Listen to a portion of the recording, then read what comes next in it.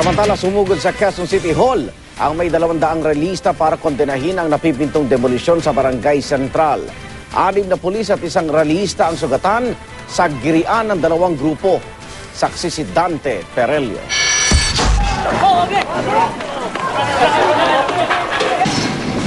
Sa bilis ng pagsugod ng may 200 relihista, hindi sila agad naharang ng mga gwardya ng Quezon City Hall at tagumpay na napasok ang lobby ng main building.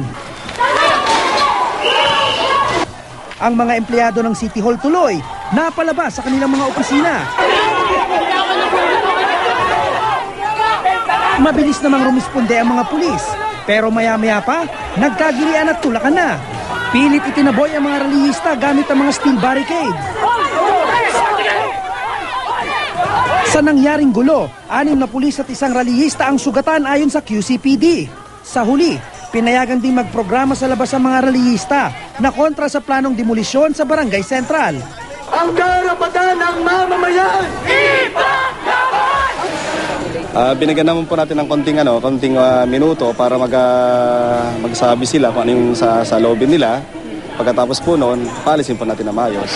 Bago sumugod sa Quezon City Hall, nagbarikada muna ang mga residente ng Barangay Central sa BIR Road para pigilan ang napipintong demolisyon. Giit nila, wala raw silang natatanggap na court order o notice of eviction at hindi rin daw kinonsulta. May alok naman daw na relocation malapit sa lugar pero kailangan daw nilang magbayad ng 20,000 pisong equity bago makalipat. Sa mas murang relocation site naman sa Rodriguez Rizal, hindi pa umano tapos sa mga bahay at pasilidad at malayo pa raw sa kanilang trabaho. Talagang hindi kami papayag na hindi namin paglaban ang karapatan namin. Kung dapat buwisan ng buhay para at least magkaalaman na doon sa nakakataas, kailangan. Wala pang tugon sa mga pahayag na ito ang lokal na pamahalaan ng Quezon City. Ako si Dante Perelio, ang inyong saksi.